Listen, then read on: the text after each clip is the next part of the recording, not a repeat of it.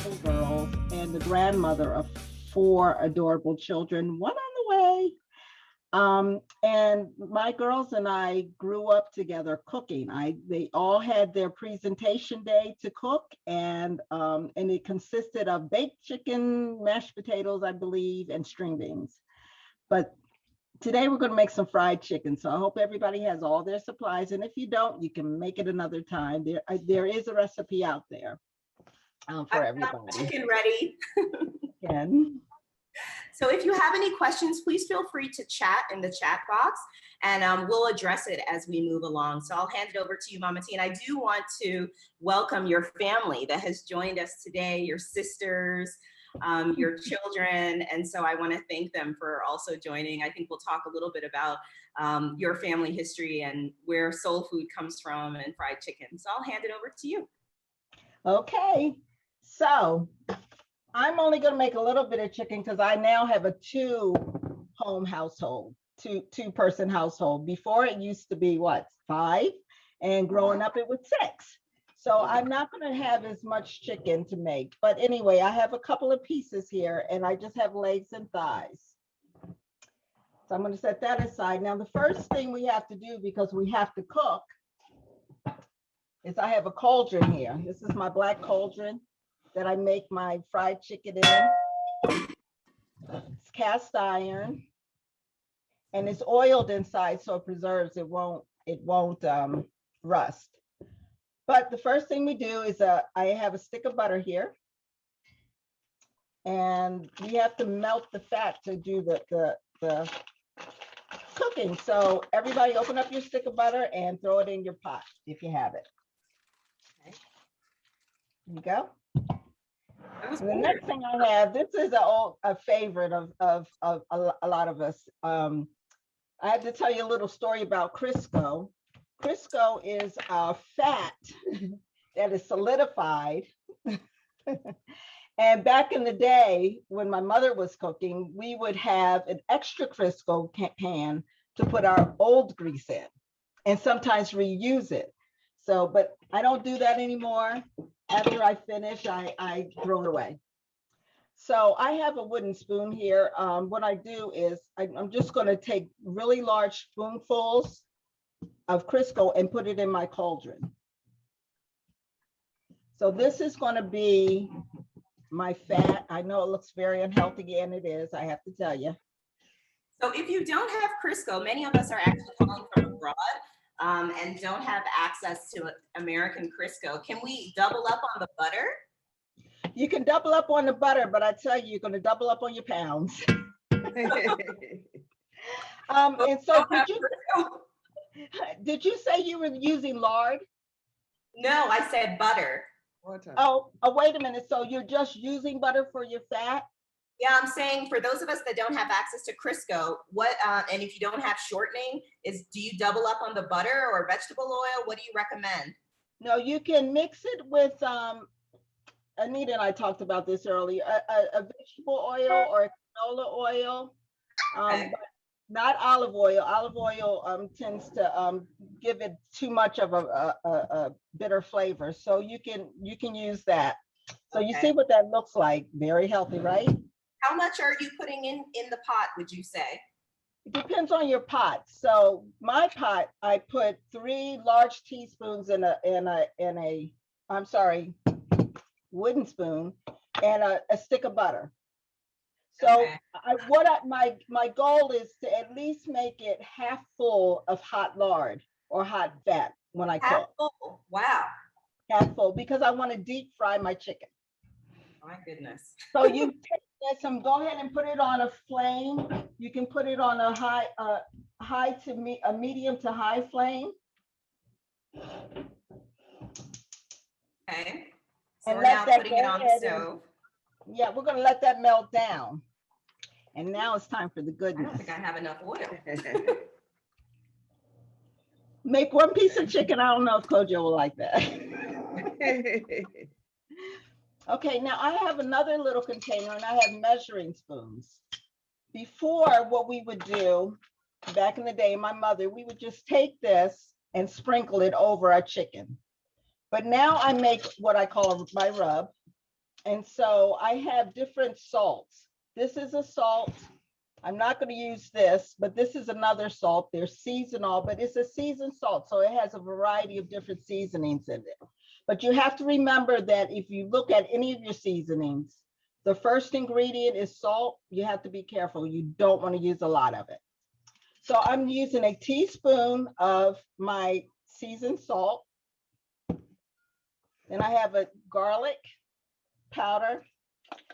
I'm going to use a teaspoon of that. Yes, I love garlic. And I have pepper.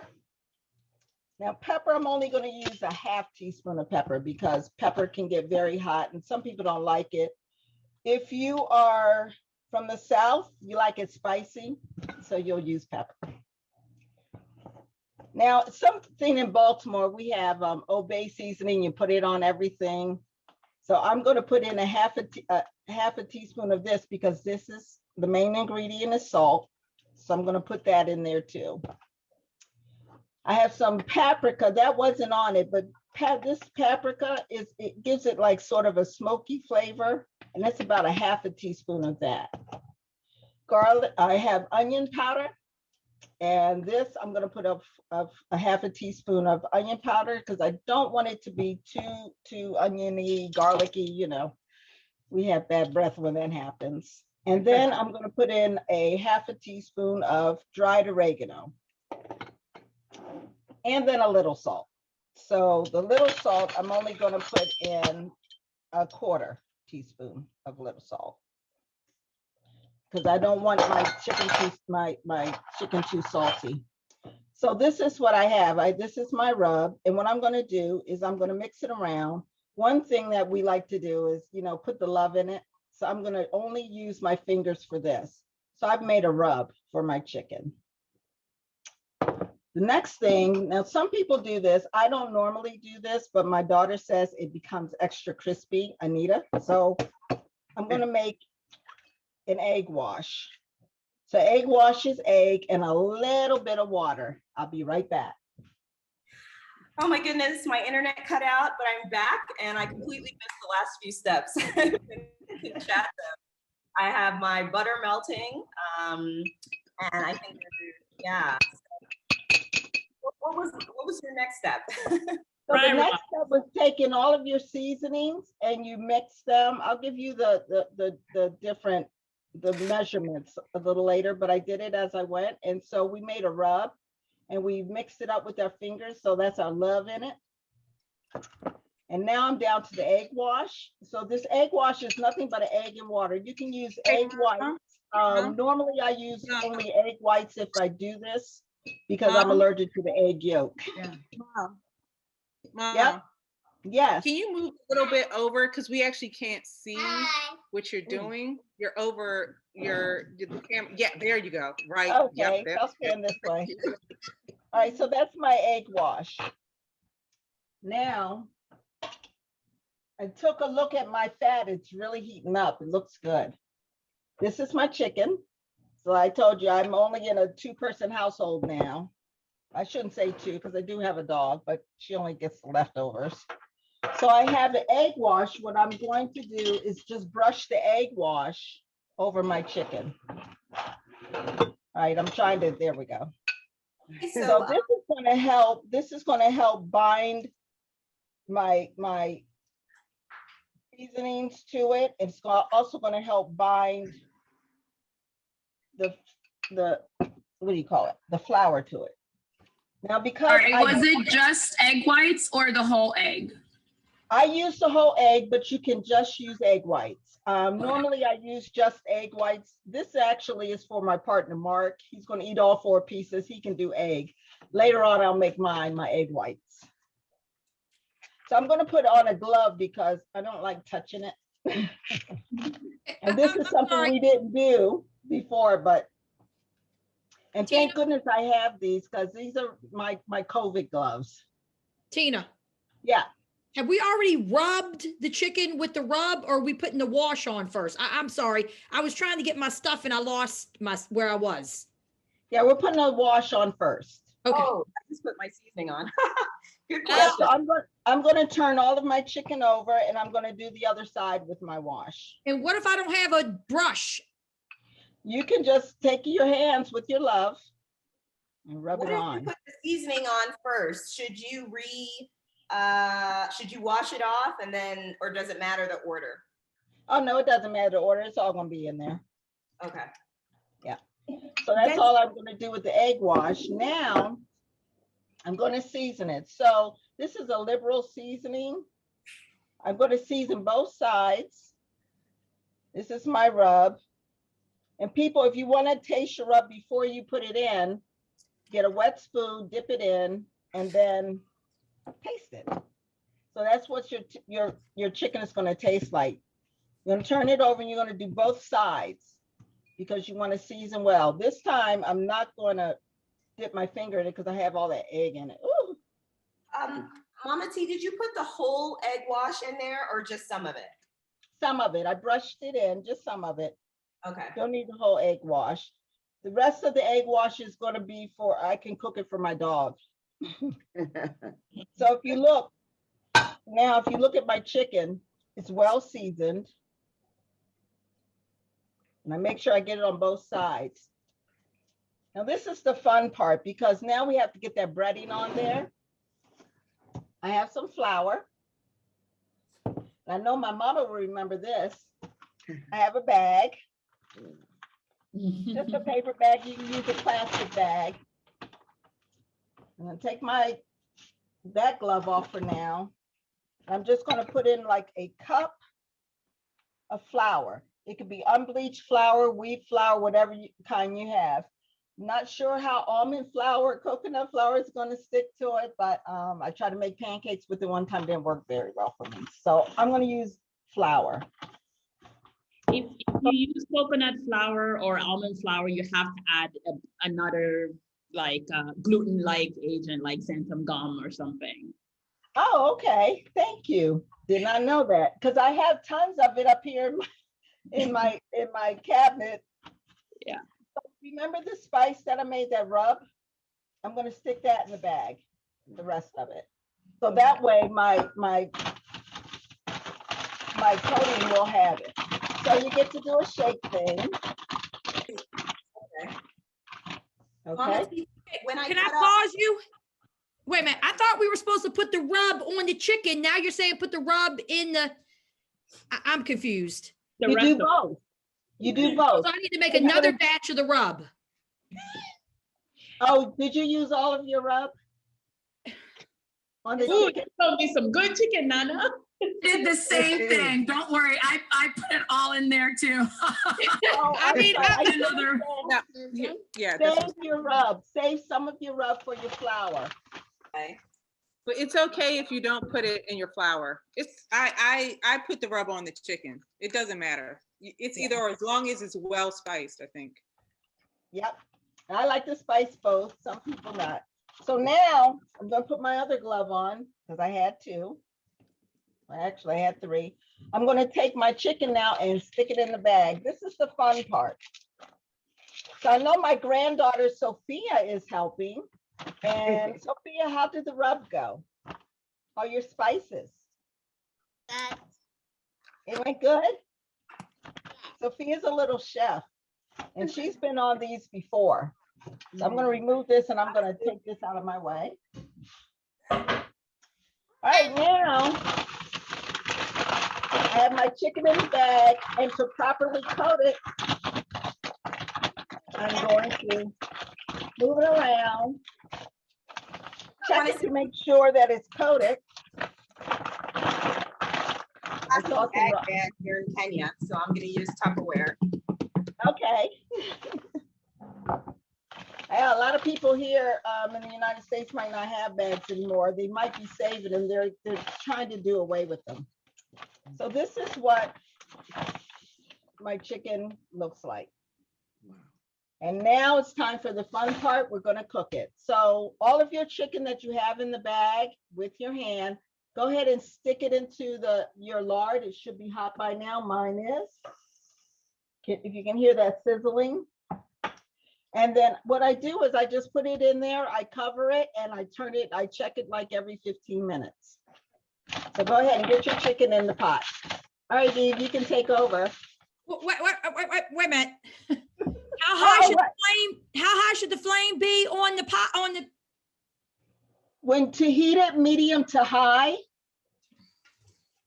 And mine is and, boiling. and when you cook it, then put it a little more toward medium, but in between medium and high, only because you want that fat to stay hot and you want that temperature to stay the same.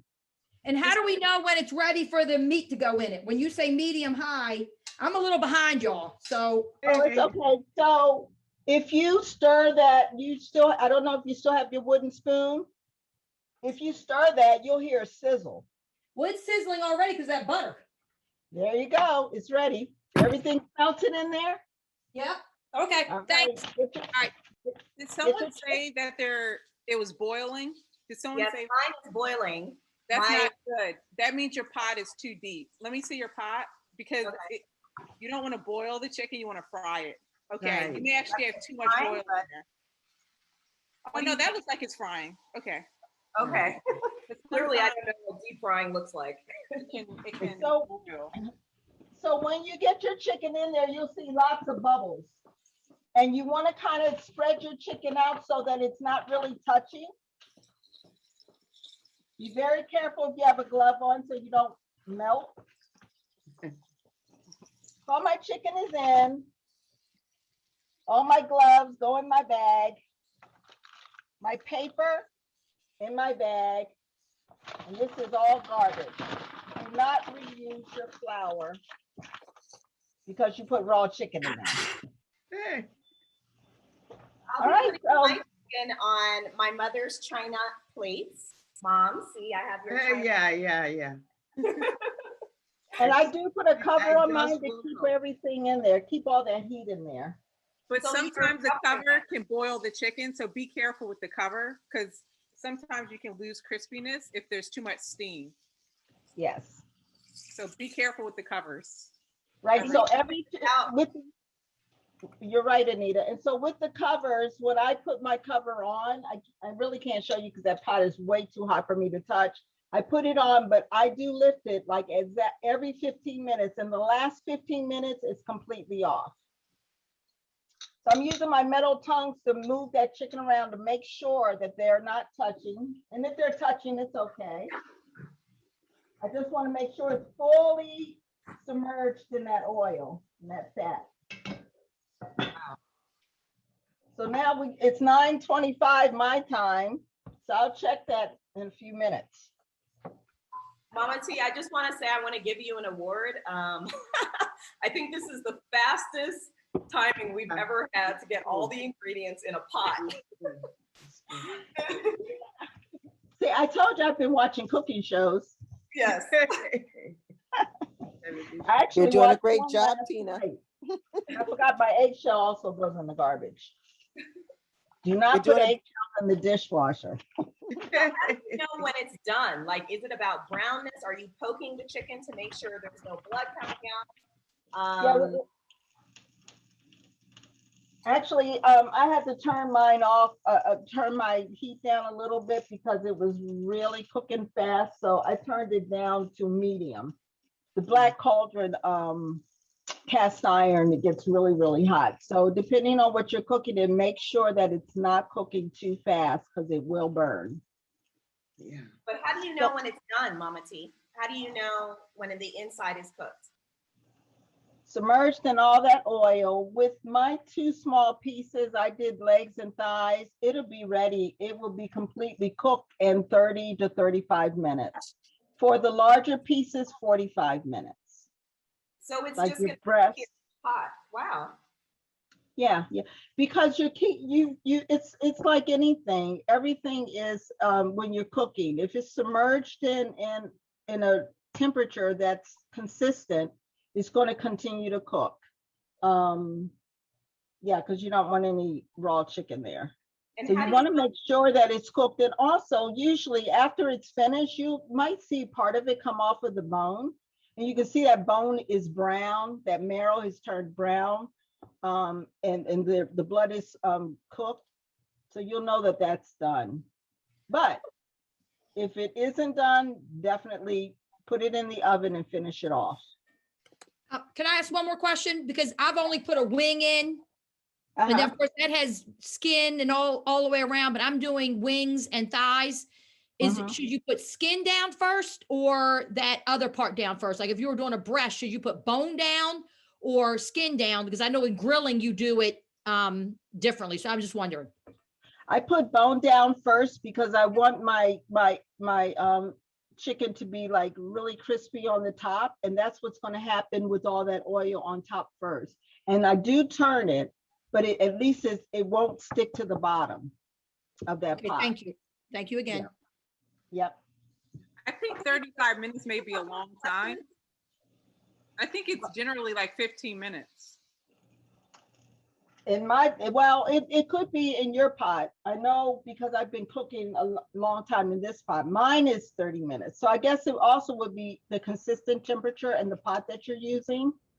For wings, it would probably be 20 minutes. So anybody that's using wings, that it's not a lot of meat on that bone. You want to watch that, and legs as well. Yeah, so, wings definitely will take probably 8 or 9 minutes. That's it. But like, when I use about, I don't know. When I've cooked it, it's taken much longer. It's about 25 to 30 minutes when I used to fry chicken. So are you flipping it as you're frying it to kind of like, or is it just because it's deeply submerged, you don't need to flip it? No, I do flip it. I actually just flipped mine because when I first started, I noticed that my flame was too high, so I turned it down a little bit. So I did flip it to make sure that it's not sticking. So I don't want it to stick because that's where you'll get like that burn side on one of your sides, and you don't want that. Okay. Although I know that I did have my mother-in-law, Susan's mother, who would love the burn parts of anything. She liked that. So how's everybody doing out there? I must say that Lucy on the chat, she's getting ready to take my Africa card from me because she says if I don't know anything about deep frying, and I'm just letting her know my household was very health conscious, right, Mom? We did not deep fry. Yeah, and even snapper and olive oil and vegetable oil and canola oil. No, but I'm not saying that this is not health conscious, but this actually brings me to a question because, when people think about soul food and the African-American community, one of the commentary is that it's unhealthy. And it's the reason why the African-American community is obese and therefore more susceptible to mortality from COVID-19. And I was just curious about that. I mean, is this the reason why there are higher, from your perspective, I mean, not thinking about empirical data, but I'm here in Kenya, you're in Baltimore, many are in Florida, Washington, DC. Folks, put your city in the chat box. Tell us about this culture of soul food and how you're eating this and you look like that. Well, for me,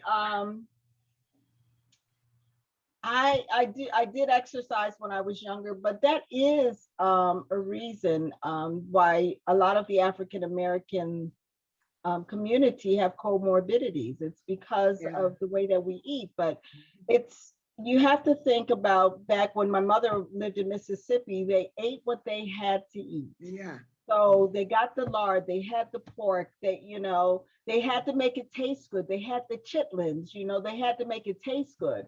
And that's all that they had. So that's our culture. That's what we learned to do to survive. And then enjoy. If you know anything about soul food, it brings a community together such as this, or your family or friends, your extended family. It brings you together. You talk, you laugh, you fight, you do all of that stuff. But the food brings you together, and that's why it might not be healthy. Tastes good, but it might not be healthy, and it's because we had to use what we had. And I think I did mention earlier about the Crisco can, that you had another one and you reuse that oil It's because that's what you had to have. You couldn't go out and buy another Crisco or margarine or whatever you needed to make that fat. So anybody else? Yeah, I'm really interested in other feedback. It just actually makes me think about those food deserts in the United States, where African-American communities can't even find access to fresh produce and non-processed food, and how that is where things become systemic. Anita, I see you're nodding. Yeah. Love to hear your thoughts on that. Oh, well, I was just gonna reiterate what my mom said. Well, actually go back a little bit farther in history. So a lot of scholars have actually looked at the history of food within the Black community, and I'm not a scholar of that.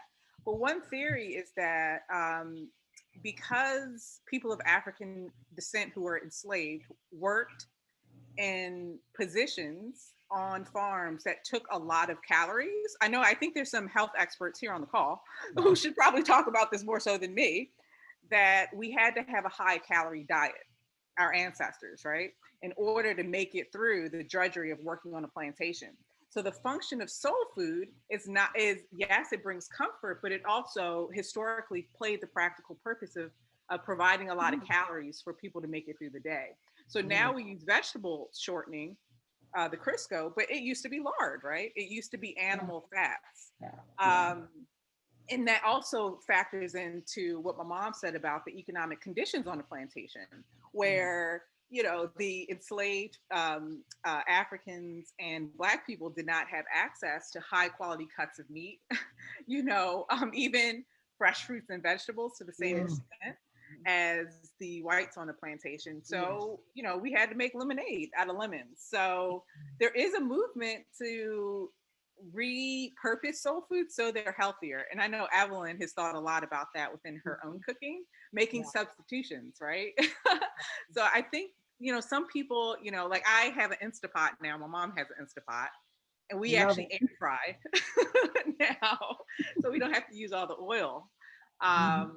But the issue of food deserts is historically connected to space and class within societies, right?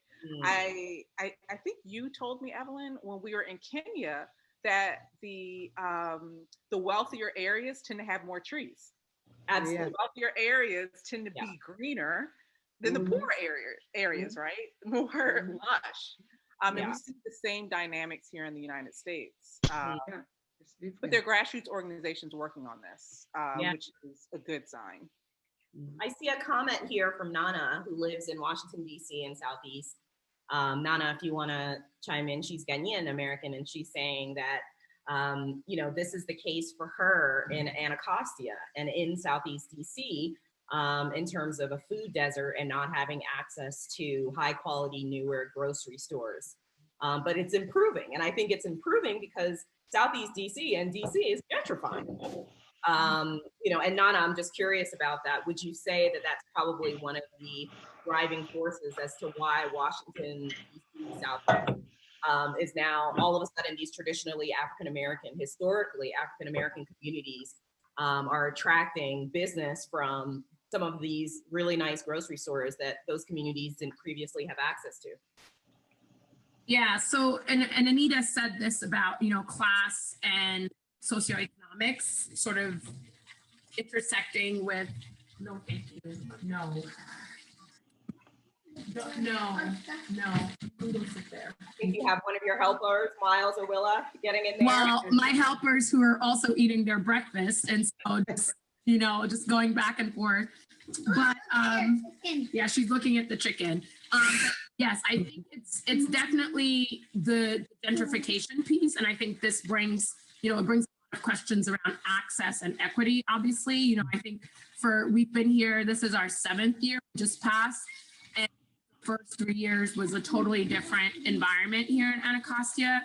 And the minute we got, I think maybe our 2nd or 3rd year, we started noticing Capital Bike Share got here, Zipcar. And last year we got a Starbucks. That's when we knew we were like, okay,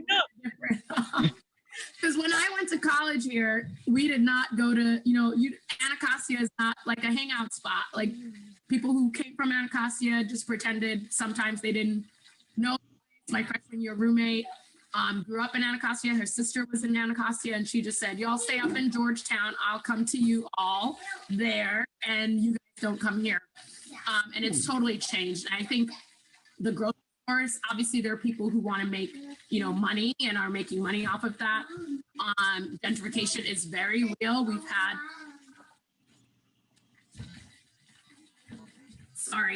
a lot of influx of white folks, but also of richer Black individuals and families. And I would say that, I'm not a white person, obviously, but when I could see the class difference right away. Kids would come up to our fence and they would, it was just me and Miles at the time, and they would say things like, he has his own room. And that's on you, like, okay, this is different. People are living in apartments with multiple family members in a room, right? And so I think it's, whenever we have these conversations, it's so important. The history of why we make our food this way, and then all the other influences, especially class, I think is very, people need to talk about those things as well, and not sort of just poo-poo, African Americans or soul food. And it's my favorite food, by the way, so to keep working out. Another woman who's running marathons, mind you, people. So just to be clear. So, I think that's a really powerful point that the two of you are making. And Anita and I went to Howard University, and Nana, you live in the Howard University Shaw area. And I am coming to the US, surprise, next month. So I'm really excited to see all the new things that are happening in terms of gentrification and what these neighborhoods look like. And make sure to subscribe and hit the like button and ring the bell for notifications. Bye. Bye, Dojo. I have a YouTuber here, sorry. Clearly not helping, mind you. Hey, Kojo. So, no, I think that we can even see this in many of our cuisines in West Africa, in Southern Africa. I think we have representation from around the continent. Welcome, Alice Kabwe, my co-founder, who recently moved from Kenya to Cape Town, South Africa. Here's Grandma. I think that, Alice, I would love to hear your thoughts on the change of moving from Kenya to Cape Town, or Nairobi to Cape Town. That has a different demographic than we see here in Kenya. And if are you seeing more high-level grocery stores, more access to, I would just love to hear, Alice, what your thoughts are on, do you see a difference now that you're in an area that looks quite different from Kenya?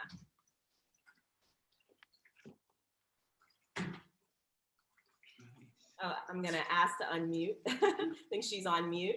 And many of you can unmute your microphones while we're having this discussion. Hi, sorry. Yeah, I guess it's a bit busy and loud, but I will try. Hopefully you can hear me all okay. Yeah, no, it's been very interesting moving from Nairobi to Cape Town. The particular place where we are in Cape Town is an area called Camps Bay. It's beautiful. We've got the sea and the mountains. It's just like physically natural beauty every day, which is just magic. The demographics in regards to just like, and I'm not sure if this has to do with just South Africa's history, but in Nairobi, there's a much larger Black, middle, and upper class. There's like different socioeconomic statuses of Black people, Black citizens. And I think this, at least definitely in Cape Town, I understand Johannesburg is a different story, but definitely in Johannesburg, you don't have that mix of Black citizens across the different socioeconomic classes. So quite a number of spaces where I engage, whether that's like going to work at a cafe, taking a yoga class. I am the only Black person, which is very different from my experience in Nairobi, where, even my instructor is Black and Kenyan. And so that has been a really interesting shift that has really made me appreciate Kenya. And even in Zambia, where I'm from, I noticed this particularly about Nairobi. So Kenya, South Africa has been, you know, you go to places and majority of the Black people are the staff who are working in that space, in that that venue or whatever it is. So it's like this mix of, you've got like amazing beauty. I mean, it's stunning. And then at the same time, also the Table Mountain, which is in Cape Town, is beautiful. That also kind of like divides the city as well, where on the other side of the mountain are more lower socioeconomic statuses of people, which is largely Black people who are living in those spaces. So you've got this like visible poverty in a way, but it's kind of hidden because of all the beauty. But it's there. And especially for us coming from Nairobi, we kind of see that the spaces are not as racially diverse. But at the same time, Cape Town also has a whole Cape Malay culture, which is, I don't know if there are many Southern Africans here who understand the term colored, and then there's a very different definition of that in South Africa because of their history. And so how that's mixed. So I guess long story to say, it has been different. It's definitely an interesting journey for us. We are enjoying and really trying to kind of explore all of these spaces. The Cape Malay food, we had some a few weeks ago, and it's very, they have roti, which is, I mean, yeah, like I'm sure the West Indians know roti. It's like chapati for those of you still in Kenya, and like curry. It was it was really good. So that was nice and a bit more familiar to food that we've had in Kenya, which we did enjoy a lot. Yeah, I hope that sheds some light. Thanks, Alex. Of course, we missed. Happy to chat more about it. It's really complicated. Yeah, I know it's very, very complex, the dynamic in South Africa with all the different racial groups, and especially the anti-apartheid regime and history. It's so in your face when you're there in South Africa, which is really shocking to me after all these years. That really, it's hard to see the progress that's been made in terms of racial equity. So on a lighter note, we've been having some pretty heavy conversation, and I wanted to lighten it up because I know, Mama T, you are here with your sisters and family. And I was curious if I dare say, who makes the best fried chicken in this household? Is it Mama T? Uh-oh. Is it Anita? I think Aaron was supposed to be here. Aunt Valerie, Susan. Aunt Valerie. Aunt Valerie. Valerie makes the best anything. Valerie. Okay. Aunt Valerie, what's your secret? Tell us your secret of your amazing fried chicken. Well, you know, I very seldom cook fried chicken anymore because I do a lot of baked foods. I'm more health conscious. But like Tina is using right now, she uses the butter. I don't use butter anymore because I use oils, and I will deep fry I will submerge my chicken now totally in the oil, and it cooks faster. But it's the spices, basically. You don't always have to use the egg wash. I can cook a fried chicken without even using the egg wash, and it's crispy. But what I just saw Tina do with all the different seasonings, you need to make me a piece, Tina, because I very seldom fried chicken. It looks really, really, really, really good. I think Tina might have me beat now from what I just saw her do. Well, Valerie, you're welcome to it, so come on over. I used to teach my nieces how to cook also, but my mother taught us basically, and we had a neighbor next door to us who, after she cooked the fried chicken, she would put butter in the fried chicken and in the oven, and it had this wonderful taste. But I won't do any of that stuff because I'm thinking about my health these days. But I can still make a fried chicken that tastes good. Yeah. I do remember Miss Adobo. I tell you, she was the queen of fried chicken. And then when you asked that question about who made the best chicken, I really wanted to say her. Yeah, Miss Adobo. Yeah. Susan, but it was very fat. Your food ready? Sorry. Actually started jerking chicken instead of frying it because it's healthier. Susan says that if Chelsea were here, Mama T's daughter, she would say that she makes the best fried chicken in the family. And Chelsea would tell you, I taught her. Yeah, Chelsea adds buttermilk into the egg wash. Buttermilk to make it fattier, and not that it needs to be more fattier, but yum. But tasty. Yeah. I have to say, all three of my girls now, I have to say they are much better cooks than I am. I can't wait to eat something that they've made. I mean, Chelsea. I agree.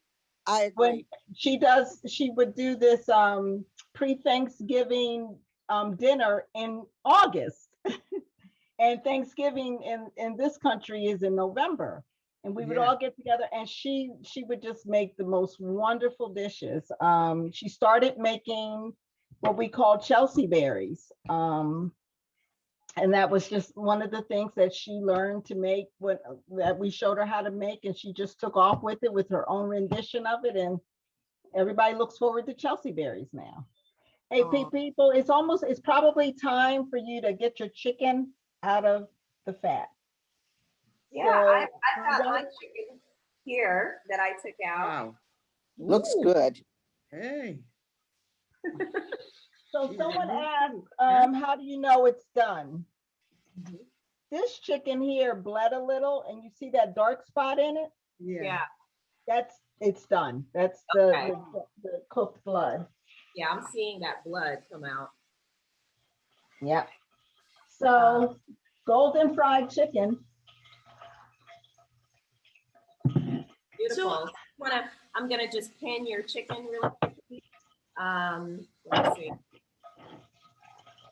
If I can pin your chicken so we can see it. It's down there, right? Here's your chicken. There it is. Okay, let me just pin it. There we go. Beautiful. So looks amazing. It smells amazing. I can't eat this, but smells good. But I'm gonna let's continue with the conversation, but I'm gonna make a plate.